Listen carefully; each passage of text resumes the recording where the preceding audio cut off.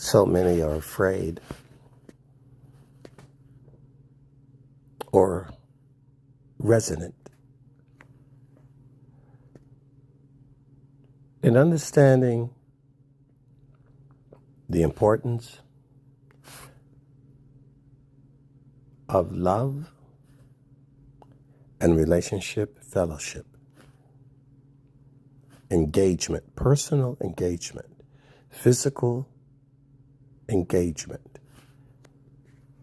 And when you don't have that in your life, then you are forced to go into the artificial world, artificial food, gaming, video, movies, celebrities, you have no relationship with them. Sports stars, you have no relationship with them. All kinds of celebrity or people outside of any personal, real relationship. Prostitution, you have no relationship with them. That's not even a real physical engagement as well. Robotics, cyborgs, all of these kinds of external factors is because you're not engaged in real love and organic real relationships that live and breathe, that you have to navigate in real time and learn the dance of a real relationship, which is give and take. Putting up with somebody instead of telling them they annoy you, something about what they do annoys you. That's a horrible thing to say to someone. The people have said that to me many times. You can be talking about something meaningful, something deep, but they are distracted by something that annoys them. They don't know how to set that aside. But that's a real relationship. You should learn how to set that aside. Instead, they would rather deal with something robotic, mechanical, artificial. Then they don't have to worry about the annoying. You don't like to actually be in the presence of that person. They may dress differently than you. Maybe their clothes aren't as fancy as yours. Maybe they aren't as pretty as you. Maybe they're not as tall as you. Love. And that's the biggest problem. People are out of touch. And if you're out of touch with others, it's only because you're out of touch with yourself. You're uncomfortable with yourself. And then what happens? A lot of people that are uncomfortable with themselves hook up with other people that are uncomfortable with themselves, and you've got chaos and a catastrophe, a calamity waiting to happen. Because you don't even know how to attract someone who's in touch with themselves, someone who's comfortable with themselves, someone who's not as annoyed as you are, someone who's at peace and someone that has joy. And then you become envious, you become jealous, you become combative, and you become competitive because you're out of alignment to yourself. Bad seed produces bad seed. To thine own self be true. Take the log out of your own eye. So when you're not clear in your own spirit and your own mind, you bring chaos, catastrophe to anything and everything that's attached to you. And when anything good usually comes to you, it's not because so much that they're drawn to you as much as they want to help you. So you see a lot of the charitable, altruistic people, bleeding heart people who want to help. They see that you're in disarray. You could use help, but you reject it. And at first you may accept it because someone's paying attention to you. But when you find out that the person isn't like you, you push them away. Because you can't relate and identify because you're out of touch with who you are. And you may see who they are. You may even admire them. But they don't need to be admired. They'd rather be inspired, that they've inspired you. But you have the wrong motivation. None if it's someone who's can help you make more money, you'll probably like that part. Because now that helps you to finance more of your personal catastrophe.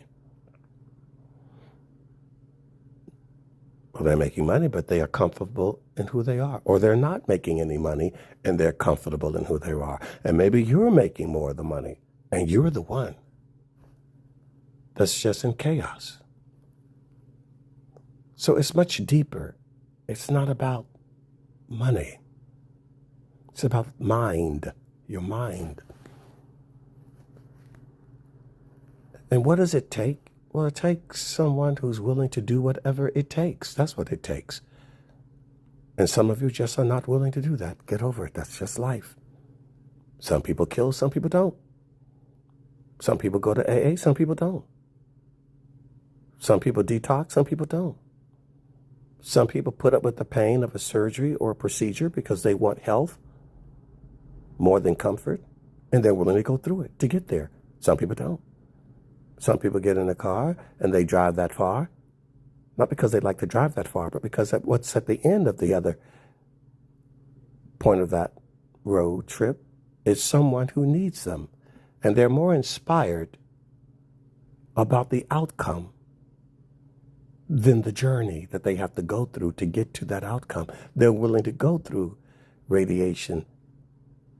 They're willing to go through whatever it takes because they're more inspired by the positive, probable outcome than what it's going to cost them.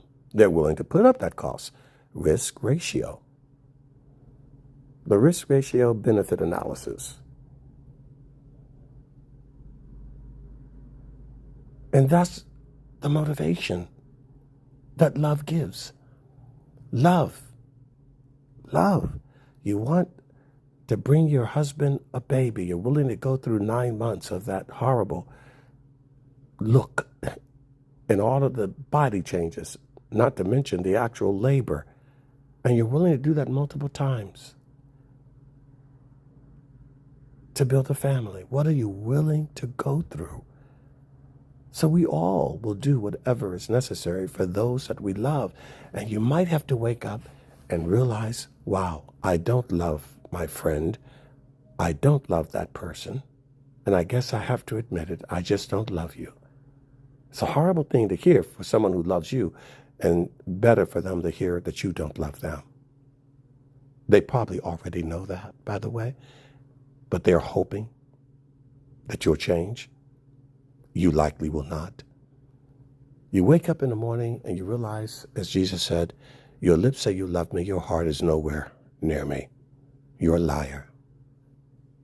Liar, liar, pants on fire. You are a liar. You don't love me. You might lust after me. You might like me.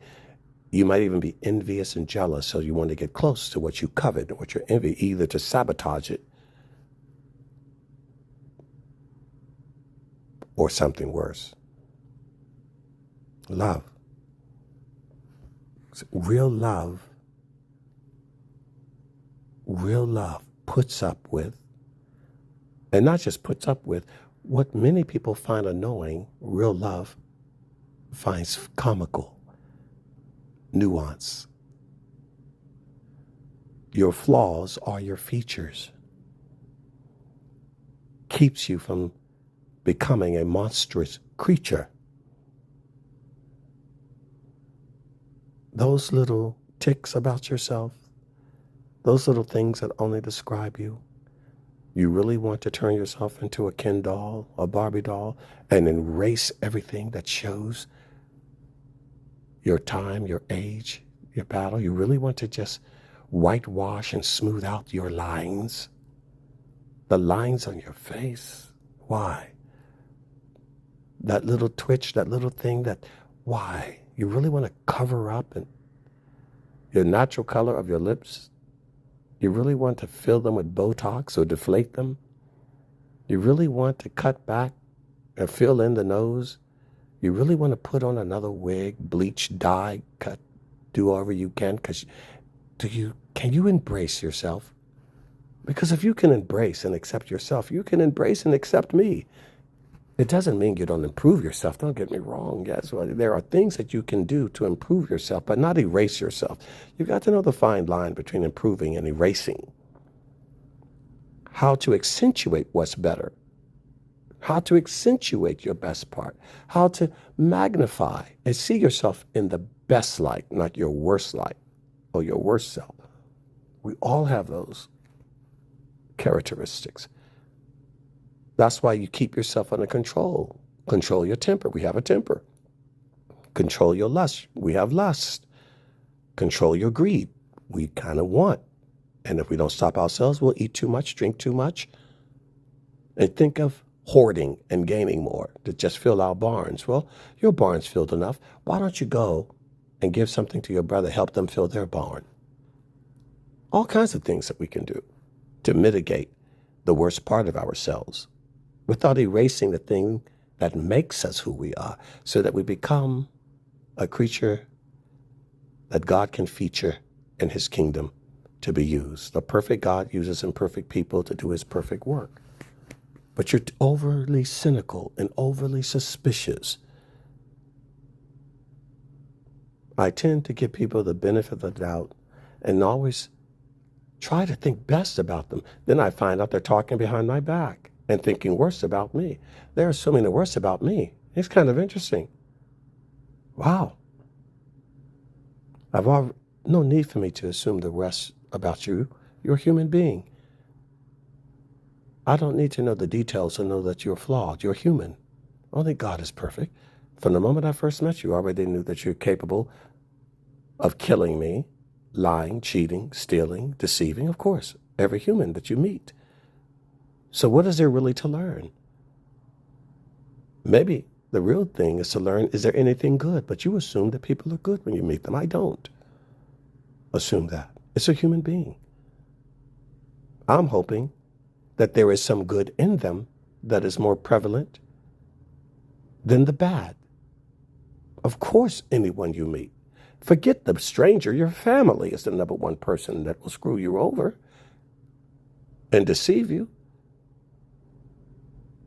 The enemy? Well, the enemy is usually the one that's closest to you. Your friend, the one you've known the longest, will lie the most and not tell you what they're really thinking. They'll eventually tell you that, well, you know, I've always thought this about you and I never said anything. Oh, people will meet you for the first time and tell you exactly what they think about you. Well, someone you've known a while, you may not hear that. They're holding it. All kinds of deceptions. Where was I wounded? But in the house of my friend, David said. A brother's born for adversity. Judases and Brutuses are always in this world. There are opportunities to grow.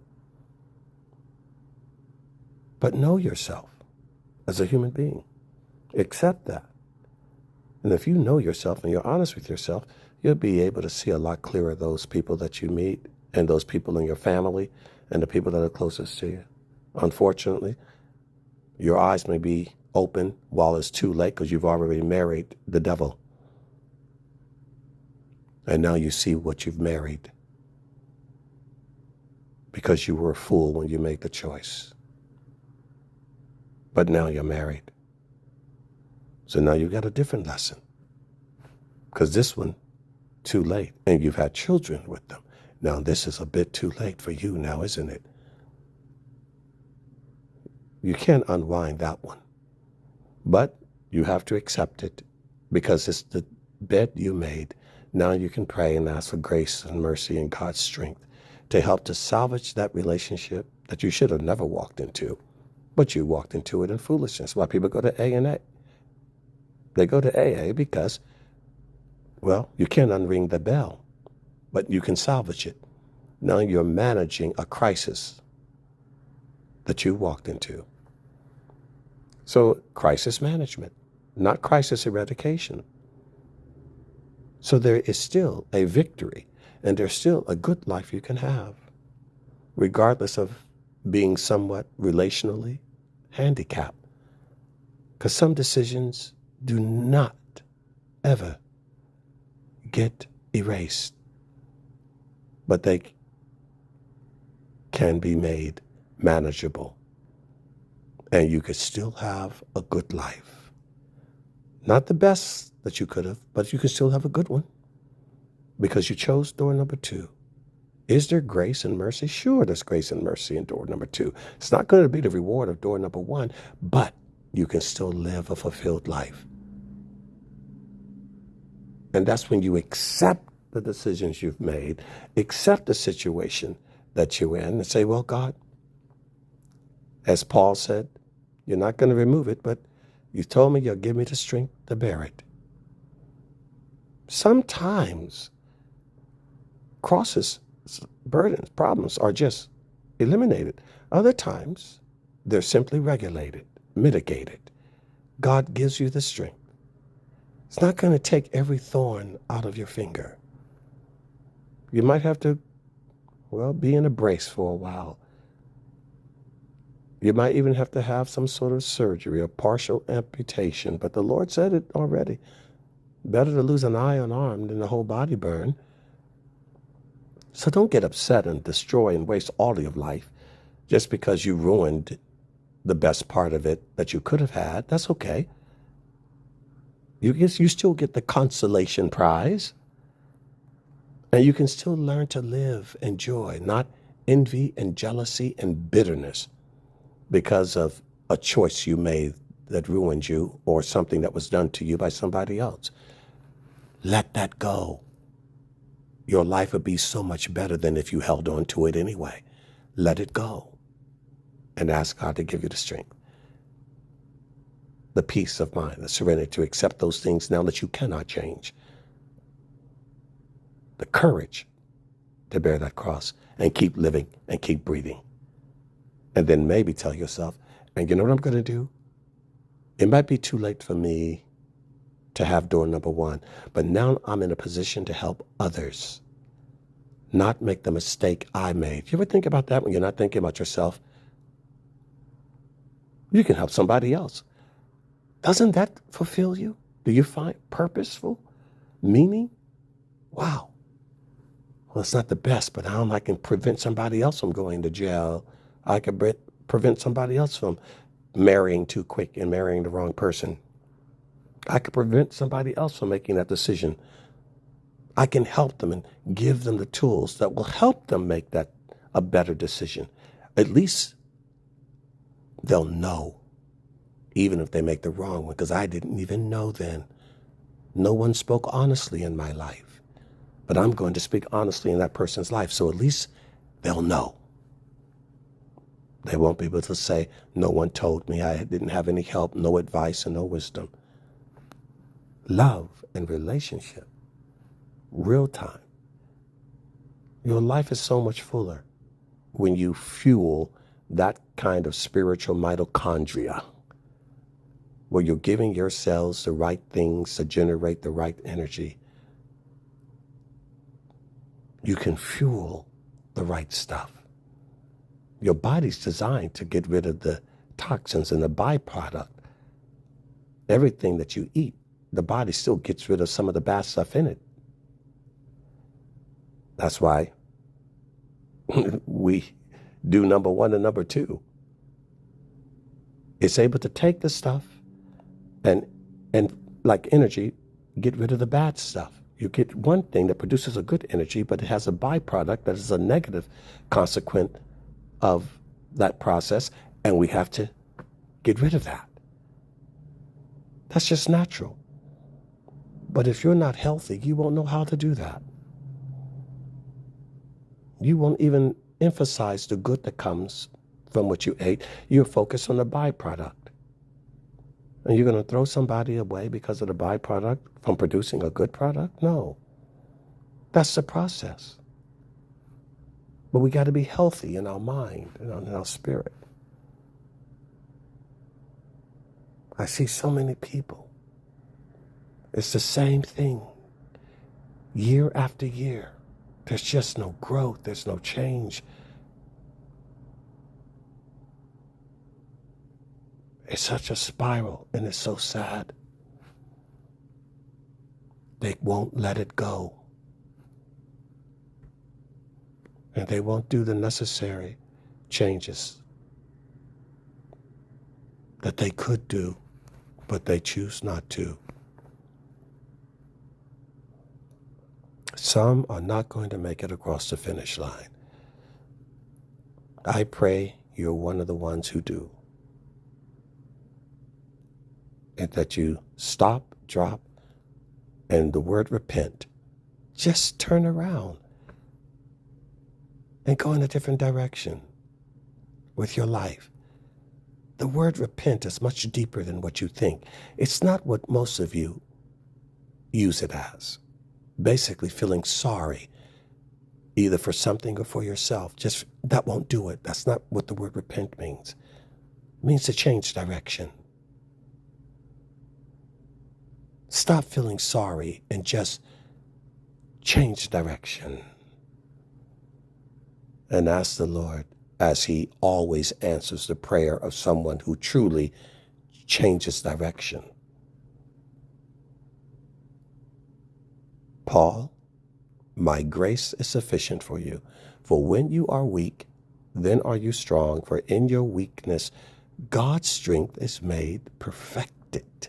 Now I get to show you basically what I can do that you can't do when you lean on me and trust in me. Remember that.